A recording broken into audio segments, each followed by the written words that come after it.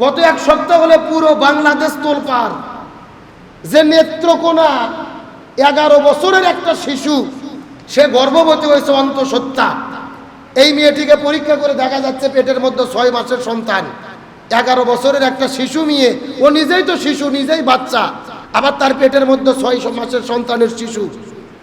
এই মেয়েটিকে কিভাবে বলানো হলো? সে বলল, আমি অমুক মহিলা মাদ্রাসায় পড়তাম, অমুক শিক্ষক আমার সঙ্গে অনৈতিক কাজটি করেছে। পুরো বাংলাদেশ তাম পৃথিবীর সোশ্যাল মিডিয়া তোলপাড় যে মাদ্রাসার হুজুর হইয়া 11 বছরের শিশুকে ধর্ষণ করেছে, জেনা করেছে, এখন কি করা যায়? সব মাদ্রাসা বন্ধ করে দাও, হুজুররা ভালো না, মাদ্রাসা ভালো না। কিন্তু হুজুরকে গ্রেপ্তার করে রিমান্ডে নেওয়া হলো। সে বলতেছে আমার ডিএনএ টেস্ট করো, আর ওই সন্তানের ডিএনএ টেস্ট করো, আমি অন্যায় অনৈতিক কাজ করি নাই। পরে আবার অভিযোগ উঠেছে যে মেয়েটির নানা এই অবৈধ কাজ করেছে। কাজ হুজুর করলো নাকি নানা করলো, তদন্ত করেন, পরীক্ষা করে বার করেন। তবে তদন্ত ছাড়া কাউকে জিনা ব্যভিচারের অভিযোগ দেওয়ার কোনো সুযোগ, এটা শরীয়তের মারাত্মক বিষয়।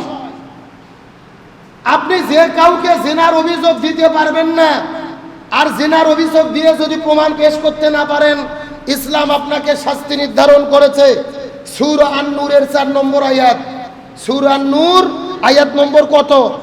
আল্লাহর কোরআন কি বলতেছে শোনেন, ওয়াল্লাযিনা ইয়ারমুনাল মুহসানাতি, যারা সতী সাধবী নারীকে অথবা কোনো পুরুষকে জিনার অভিযোগ দেবে, অতঃপর সুম্মা লাম ইয়াতুবু বিআরবাআতি শুহাদা, অতঃপর 4 জন সাক্ষী উপস্থিত করতে পারবে না, আল্লাহর কোরআন বলতেছে সামানিনা জালদা, তাদেরকে 100টা বেতের আঘাত করতে হবে।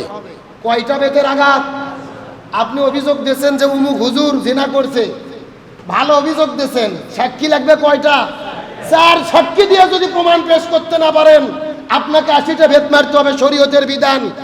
আর আপনি কোথায় ফেসবুকে দেখলেন যে উমুক হুজুরের ব্যাপারে অভিযোগ ও ধর্ষণ করছে? কোথায় নেত্রকোনা, কোথায় বগুড়া? সঠিক খবর জানেনও না, তদন্তও নাই, প্রমাণও নাই। আপনি প্রচার করা শুরু করে দিলেন যে হুজুর হয়ে এই অকাম করছে। এরম বলার কোন সুযোগ আছে? শরীয়তের মারাত্মক বিষয়। আপনি যদি ধর্ষণের অভিযোগ দিতে চান, জিনা ব্যভিচারের অভিযোগ দিতে চান, আপনাকে প্রমাণ পেশ করতে হবে। এখন আপনারা প্রচার করলেন মাদ্রাসার হুজুর অন্যায় করছে, আল্লাহ না করুক কে করছে আমিও জানি না। তদন্ত করার পরে হুজুর যদি নির্দোষ প্রমাণিত হয়, 100টা করে বেতের আঘাত এই বাংলাদেশের এই 6 কোটি জনগণক মারা লাগবে, যদি ইমানদার বলে দাবি করে।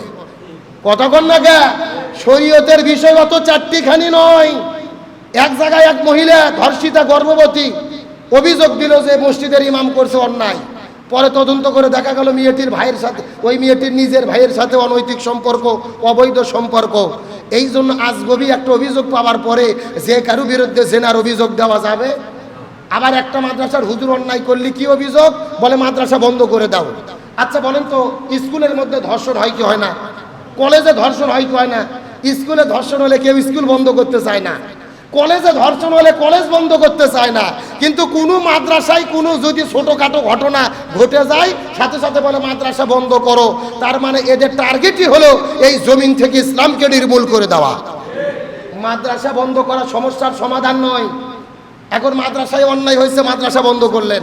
প্রাইমারিতে অন্যায় হয়েছে, প্রাইমারি বন্ধ করলেন। কলেজও ধর্ষণ হয় প্রতি কয়েকদিন পর পর, কলেজও বন্ধ করলেন, ভার্সিটিও বন্ধ করলেন। তাহলে কি সমস্যার সমাধান হলো? শিক্ষা বন্ধ। তার মানে স্কুল, কলেজ, ভার্সিটি, মাদ্রাসা বন্ধ সমাধান নয়, বরং এই অন্যায় অপকর্ম কিভাবে দূর করা যায়। মহিলা মাদ্রাসাতে যেন ছেলে শিক্ষক না থাকে, সব যেন মহিলা থাকে, সরকার যেন তদারকি করে, সিসি ক্যামেরায় যেন নিয়ন্ত্রণ হয়, অন্যায় যেন বন্ধ হয়, সেই প্ল্যান করেন। তবে কোনো ঘটনা না ঘটতেই মাদ্রাসা বন্ধ করে দিতে হবে, এমন কথা কোন ইমানদার মুসলমান বলতে পারে? তাহলে পৃথিবীতে যে জিন আছে এতে কোনো সন্দেহ? তাহলে আল্লাহ তাআলা জিন এবং মানুষকে সৃষ্টি করলেন কি করার জন্য? ইবাদত। জোরে বলেন কি করার জন্য? আর আমরা যদি ইবাদত করি, আল্লাহর পক্ষ থেকে পুরস্কার আছে না নাই? আবার বন্ধুগণ, মুসলমান ভাইরা গভীর মনোযোগ লক্ষ্য করুন।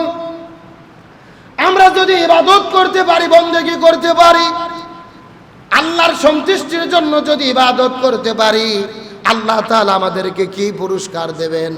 এই সম্পর্কে আল্লাহ তাআলা কোরআনুল কারীমের মধ্যে কত চমৎকার করে বলেন, ইয়া আইয়াতুহান নাফসুল মুতমাইন্না ইরজিই ইলা রাব্বিকা রাদিয়াতাম মারদিয়া ফাদখুলি ফি ইবাদি ওয়াদখুলি জান্নাতি। আল্লাহ রাব্বুল আলামিন বলেন ইয়া আইয়াতুহান নাস, ইয়া আইয়াতুহান নাফসুল মুতমাইন্না, হে প্রশান্ত হৃদয়ের অধিকারী মানুষেরা মনোযোগ দিয়ে শুনে নাও। তোমরা আল্লাহর দিকে তোমাদের মনকে মতাবজ্জু করো, ঘোরায় নাও, আল্লাহর দিকে তোমাদের অন্তরকে প্রত্যাবর্তন করো।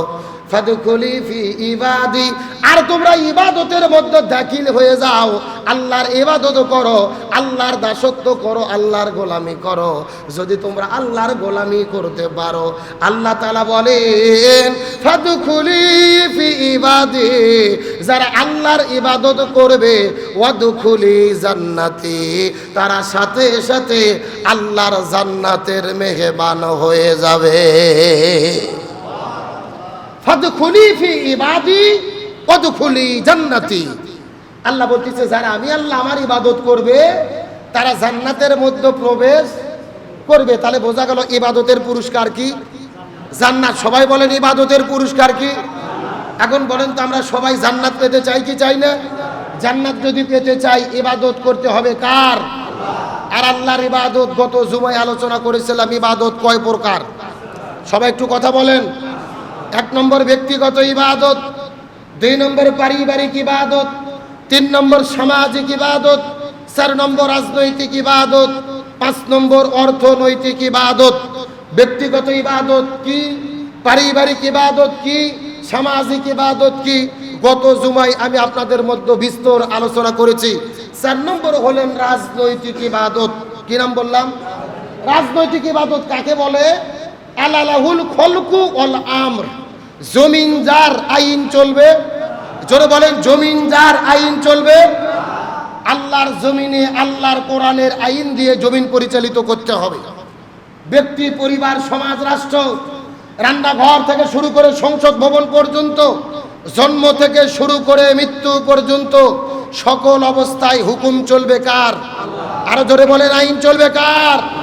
আল্লাহর আইন মেনে না নেওয়া পর্যন্ত এই জমিনের মধ্যে শান্তি আসবে না। এটার নাম হলেন রাজনৈতিক ইবাদত। জোরে বলেন এর নাম কি?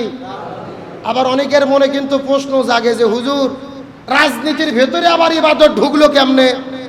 আমাদের দেশের কিছু কিছু নেতারা ফতোয়া দেয় যে রাজনীতির সাথে ইসলামের কোরআনের কোনো সম্পর্ক।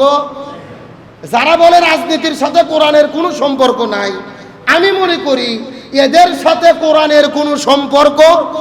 এরা যদি কোরআন পড়তো, কোরআন বুঝতো, এমন বক্তব্য দিতে পারতো।